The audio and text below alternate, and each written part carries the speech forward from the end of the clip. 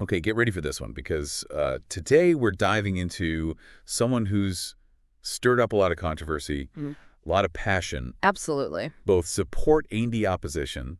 I'm talking about Alexandra Elbakyan, the creator of Sci-Hub, which, if you don't know, provides free access to millions of scientific papers. You've probably seen headlines about it. Right, and that's why this deep dive is so interesting, because we're looking at how do we separate a visionary from a con artist, especially in a field as complex as scientific publishing. So is Elbakyan a champion of open access or a brazen pirate? Yeah, and to kind of get to the bottom of this, or at least, explore it as much as we can.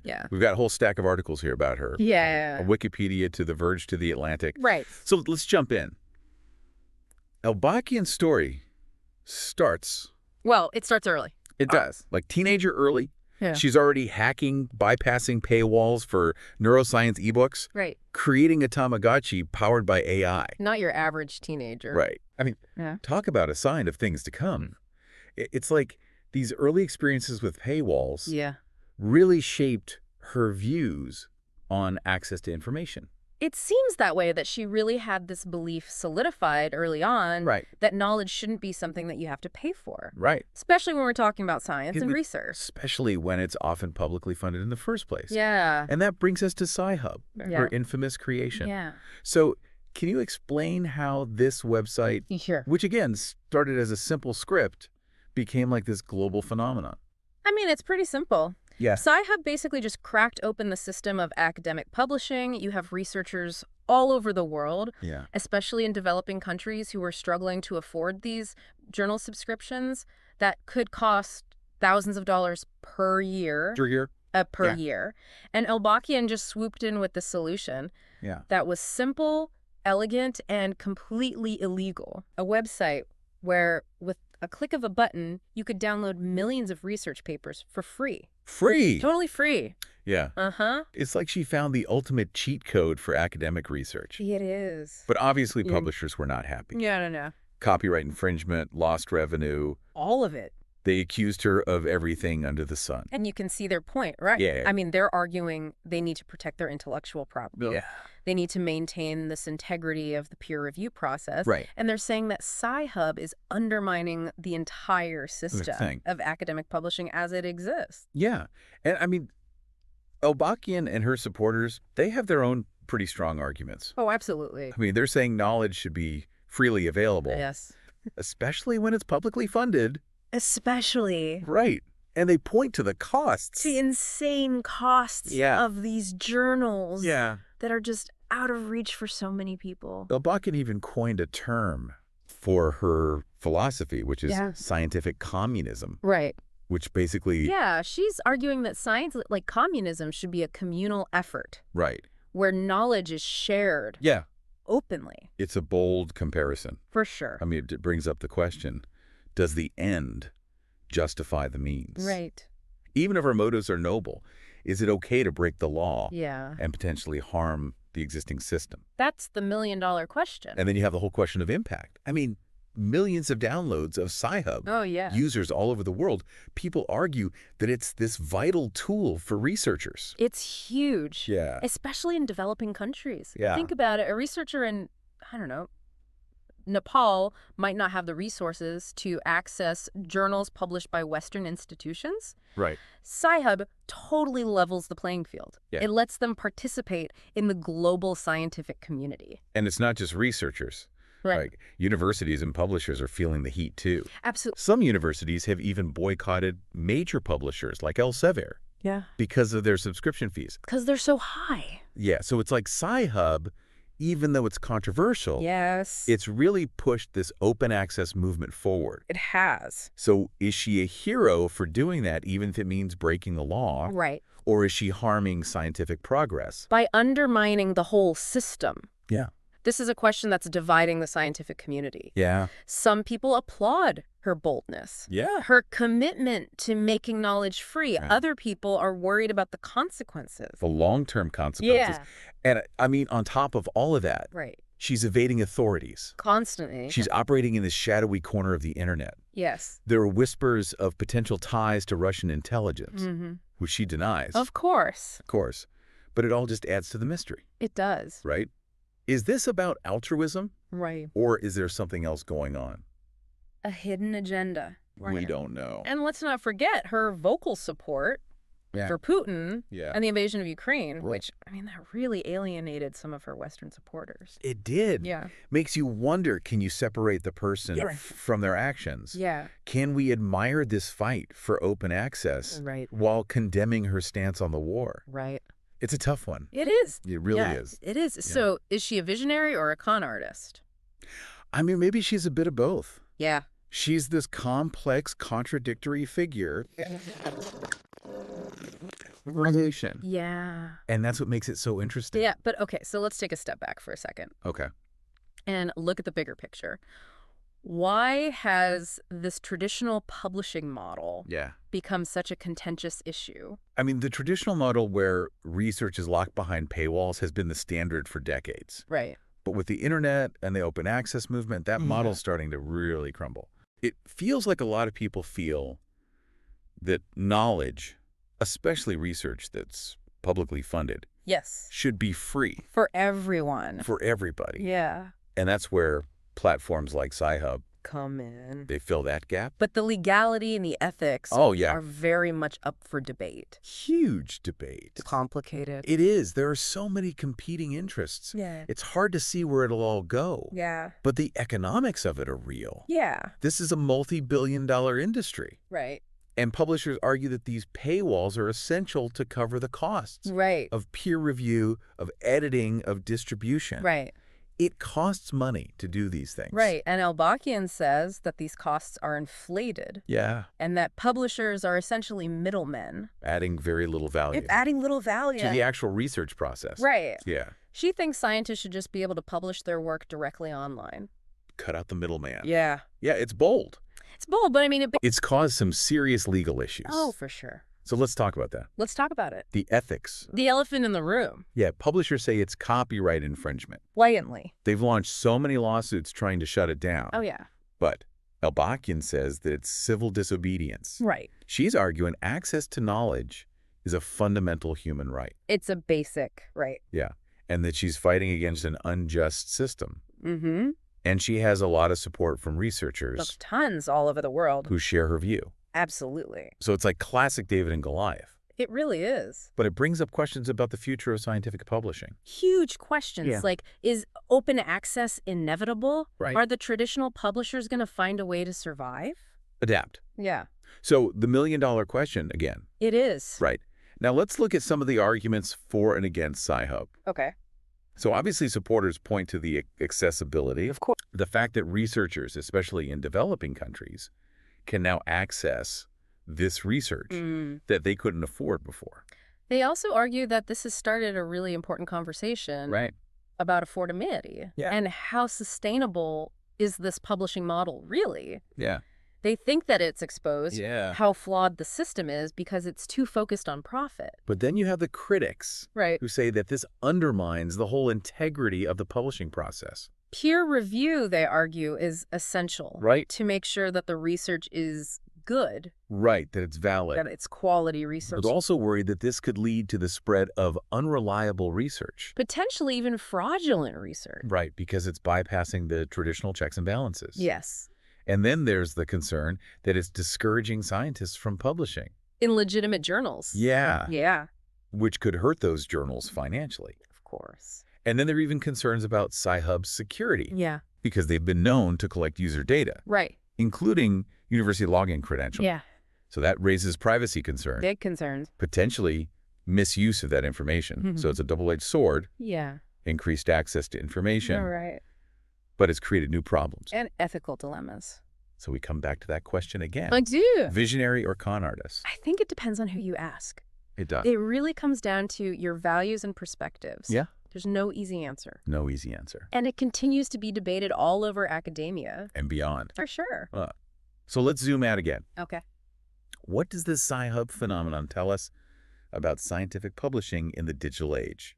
It's definitely a sign that the old ways are being challenged. Yeah. The internet has completely changed how we produce, disseminate, and consume knowledge. Yeah. The gatekeepers aren't completely in control anymore. Nope. We are entering a new era. We are. Of information access. Yeah. It's exciting. It's exciting. And terrifying. And terrifying. Yeah. Filled with progress and disruption. Absolutely. But to understand the scope of Elbakyan's impact, we need to talk about these legal battles that have been going on. For years. Yeah. Multiple publishers have sued her for copyright infringement. Right. People have tried to shut her website down over and over and over again. And it's been in courts all over the world. All over. It's been in the media. Huge media attention. It's been a big deal. Yeah. One of the biggest cases was Elsevier. Yeah, one of the world's biggest scientific publishers. In 2015, they won a $15 million judgment against her. In the U.S. In the U.S. In a U.S. court. Elbakyan, operating from Russia, has refused to pay. Of course. And Sci-Hub has continued to operate, changing domain names. Server locations. Always staying one step ahead. It's a cat and mouse game. Yeah. It's been going on for years. Yeah, and shows no sign of stopping. No sign of stopping. But it shows how determined she is. Yeah. And how much demand there is for open access. Oh, yeah. But it also raises questions about how effective copyright laws are. Especially in the digital age. Yeah. Can national legal systems really enforce judgments across borders? Right. So this legal battle, technological battle, is probably going to continue. It's going to keep going. Yeah. But let's get into her head a little bit. Okay. What are her motivations? I mean, she says that she believes access to knowledge is a basic human right. Yeah, she talks about her experience as a student in Kazakhstan. Right. Where she was frustrated by the cost of access to these papers. Yeah. She believes that paywalls create an unfair barrier. Especially for researchers in developing countries. She also has this strong belief in communism. Right. And sees Sci-Hub as a way to promote the sharing of knowledge for the common good. So it's like idealism, pragmatism, and a little bit of rebellion against the status quo. Definitely. Okay. But we've talked about the impact on researchers. Yeah. Sci-Hub has had this ripple effect on the publishing industry. As a whole. Yeah. It has forced publishers to rethink their business model. The business model. And how they can make research more accessible. More accessible. Yeah, some publishers are trying open access options. Some are trying to lower their subscription fees. They're having to respond. Right, but it's also sparked this broader conversation about copyright in the digital age. About knowledge dissemination. About who should control it and how it should be valued. The impact of Sci-Hub is probably going to be felt for years. As this all unfolds. It's a story that's still being written. And we're watching to see what happens. We're all watching. Yeah. So now let's shift our focus to the future. Okay. What does the future hold for Sci-Hub and open access? It's hard to say for sure. But we can guess based on what we see happening now. Right. I mean, one possibility is that Sci-Hub just keeps going as is, evading those legal challenges. Right. Relying on all these different servers and domain names. And that seems likely if the demand stays strong. If people keep needing it. Yeah. And publishers can't shut it down. Right. But another possibility is that it gets shut down. Of course. Through legal action. Yeah. Or technical means like blocking it from university networks. Right. And this is more likely if publishers can get governments to really crack down. To crack down on it. On copyright. Yeah. Yeah. A third possibility. Is that Sci-Hub evolves. Become something new. Maybe a legitimate platform that works with publishers. To provide open access. Right. But respects copyright. Yeah, and this is more likely if the scientific community as a whole can come up with a solution. That works for everybody. That works for everyone. Yeah. So who knows what'll happen? Nobody knows. But the debate is far from over. Not even close. And it'll keep shaping the future of publishing. Absolutely. So beyond Elbakyan and Sci-Hub, there are lots of people and organizations working on open access. Oh, yeah. Tons. And reforming the system. Definitely. One of the big ones is the Open Access Initiative. Right. They advocate for free access to research and encourage the use of open access licenses. Right. And then there's the Public Library of Science. PLOS. Yeah, a nonprofit publisher that publishes open access journals. And then you have a lot of university libraries. And scholarly societies. All involved in this movement. Yes. They're trying to create a more equitable system. And a sustainable one. Yeah. One that works for everybody. So bringing it back to Elbakyan. Yeah. She has had a profound impact. Undeniably. Whether you like her or not. Whether you love her. She has challenged the status quo. For sure. She has forced this conversation. Conversation that needed to happen. That needed to happen about important issues. Yeah. Her legacy will be debated for years to come. Oh, yeah. And her story reminds us that this fight for open access is not over. Not even close. But here's something we haven't even talked about yet. Oh, I'm intrigued. Did you know that several biological species have been named in her honor? Wait, really? A parasitic wasp, a flowering plant, a catfish, a worm, even a deep-sea snail. All named after Elbakyan. All bearing the name Elbakyan in some form. Wow.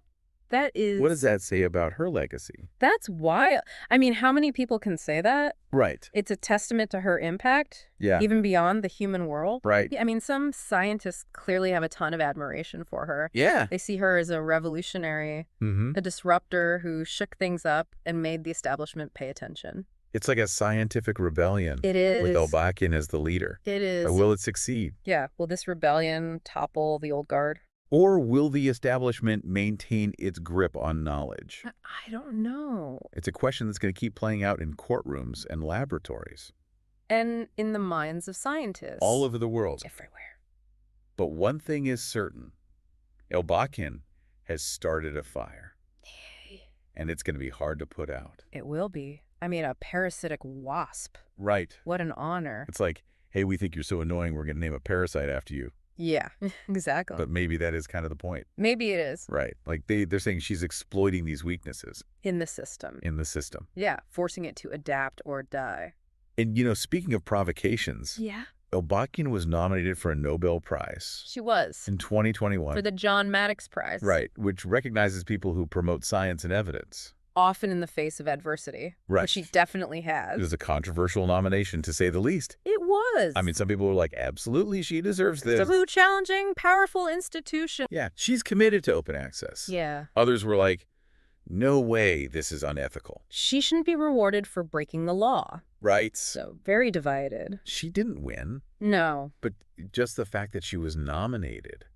It's huge. It says something. It does. Right. It shows that she has support. Within the scientific community. Well, sure. People who see her as fighting for change. And it also shows that this whole debate about open access. It's not going away. It's not going away. And she's at the center of it. She's at the center of it. Hey. And to make things even more complex, right. She's openly supported Putin. And the invasion of Ukraine. Which, I mean, alienated a lot of her supporters in the West. Yeah, a lot of people were like, I can't support this. It's hard when you admire someone's work. Right. But then they do something that you fundamentally disagree with. It makes you question, can you separate those two things? Can you separate the person from their actions? Exactly. It's a tough question. It is. And then you have the whole FBI investigation. Yeah. Into her potential ties to Russian intelligence. Right, which she denies. Of course. But it just makes things even more mysterious. It does. Is she a pawn in some big geopolitical game? Right.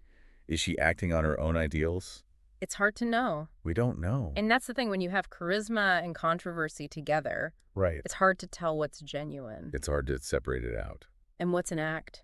So, okay, we've talked about the legal battles. The political controversies. The impact on science. Right.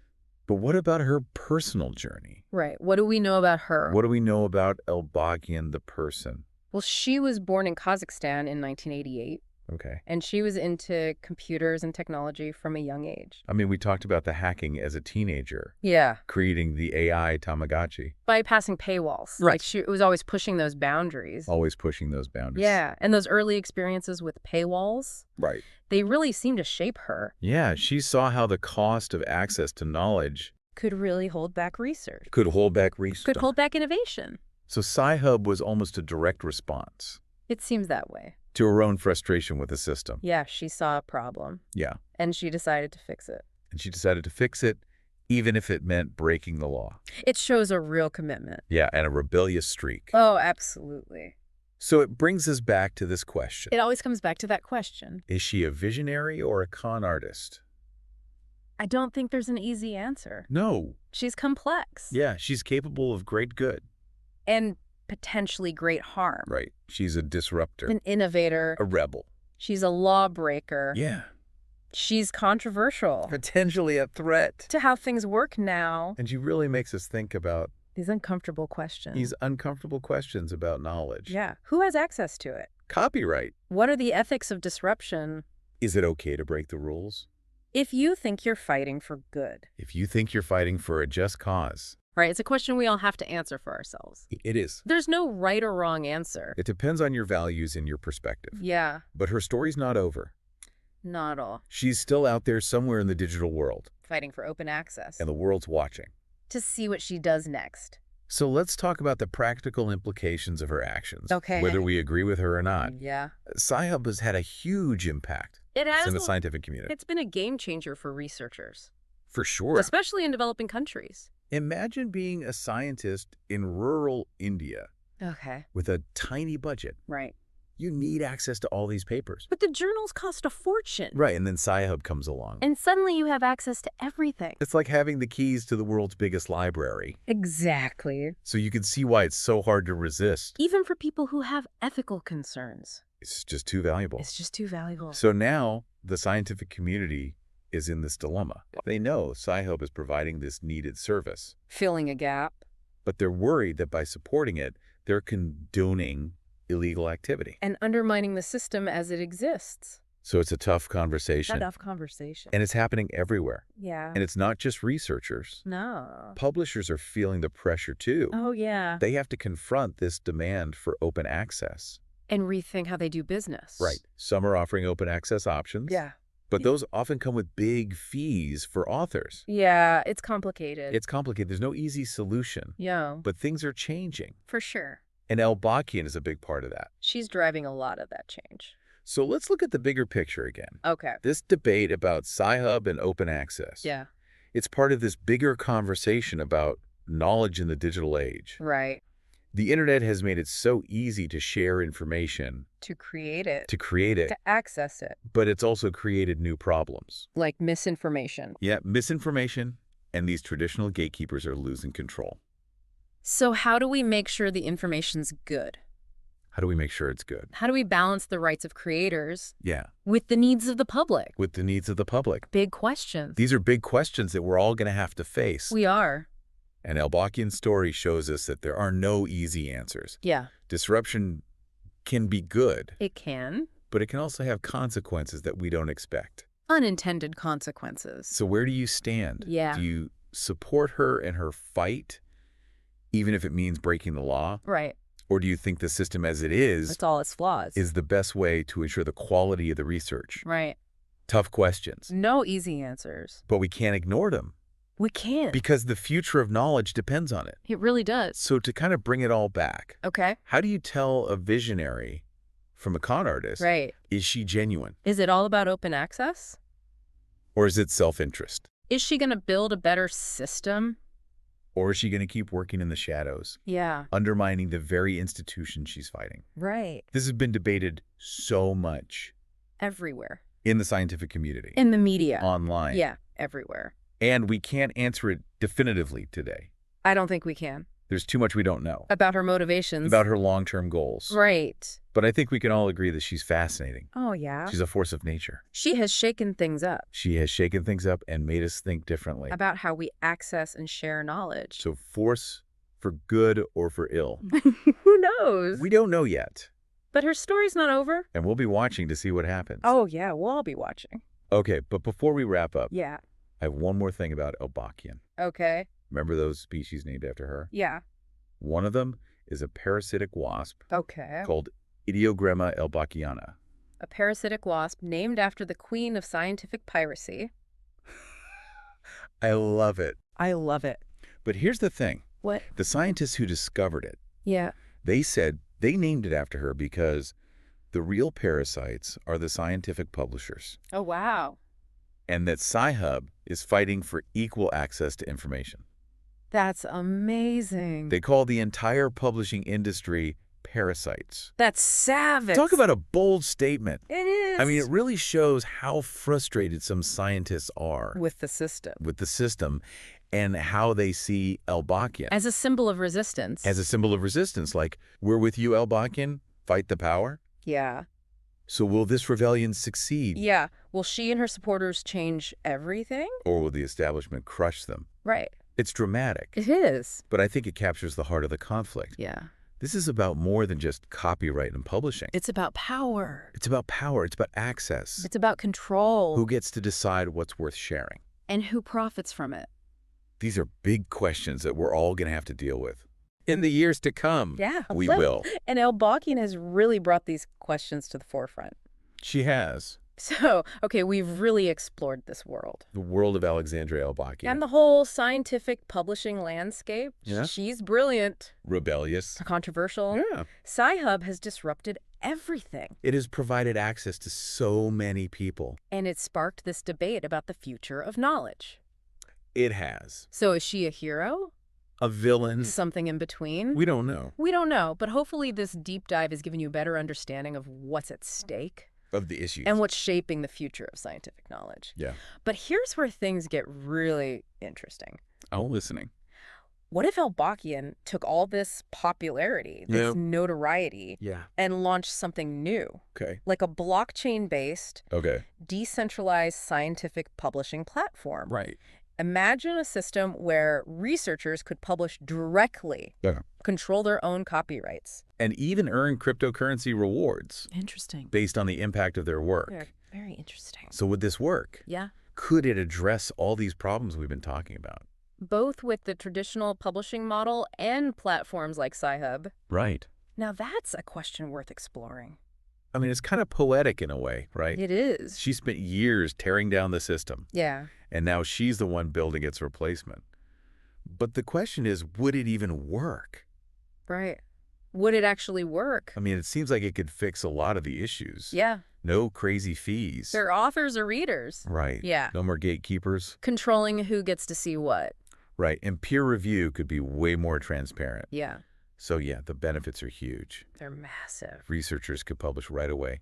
Immediately. No more waiting months for peer review. Yeah, they could control their own copyrights. Right, they could decide how and where their work is shared.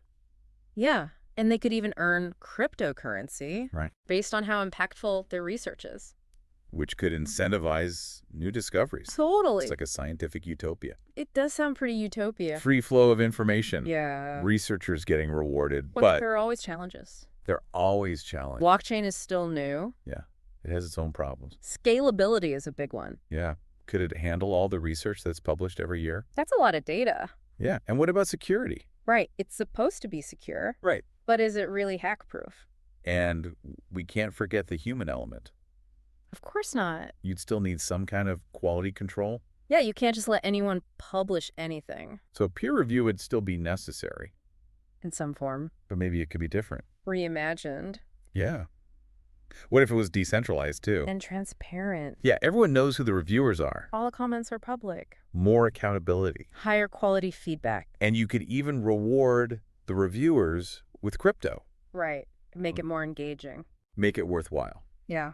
But let's be realistic for a second. Okay. Even if you could solve all the technical stuff, the logistics, how would the scientific community react? I mean, there would definitely be pushback. The establishment doesn't like change. No, they do not. And publishers wouldn't be happy. This would threaten their entire business model.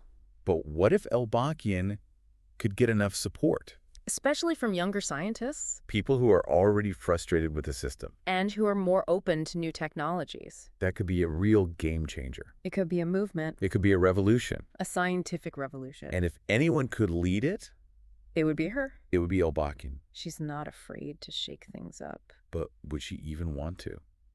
That's a good question. I mean, she doesn't trust anyone to control knowledge. Right? She might see this as just another way to profit from research. Even if it's decentralized. Even if it is. It might not fit with her vision. It might not. But maybe, if it was designed the right way. With the right safeguards. Transparency. Equity. She might come around. It's a really interesting thought experiment. It is. It shows how powerful technology can be. And it really highlights this whole debate about the future of knowledge. Yeah, and it brings us back to that central question. Is she a visionary or a con artist? A champion for open access or just out for herself? It's not an easy answer. It's not. She's complex. Yeah, brilliant. Reckless. She's a disruptor. An innovator. A provocateur. A lawbreaker. Controversial. Or a potential threat. But she's made us think about these things. About knowledge. About how we share it. How we produce it. She's challenged us to think differently. Whether she succeeds or not. She's had a huge impact. She's a force to be reckoned with. And her story isn't over. Not even close. So as we wrap up, okay, I want to leave you with one last thought. I'm listening. Imagine a world where all knowledge is free. Okay. Instantly accessible. To everyone. Easily shared. No paywalls. No paywalls. Discoveries celebrated. As a collective? Yeah. No financial barriers. No institutions holding things back. Is that even possible? Is it even something we want? What will Elbakyan's role be? It's a lot to think about. These are questions that will keep coming up as we move forward. As technology changes. And it's important to remember that this isn't a zero-sum game. We have to balance everyone's interests. Researchers. The public. To create a system that works. A system that's fair. The stakes are high. The challenges are complex. But the rewards could be huge. The future of knowledge is in our hands. It really is. And that's our deep dive for today. We hope you enjoyed exploring the world of Alexandra Elbakyan and the complex world of scientific publishing. We'll keep following this story, but for now, stay curious. Keep asking questions and join the conversation, because the future of knowledge belongs to all of us.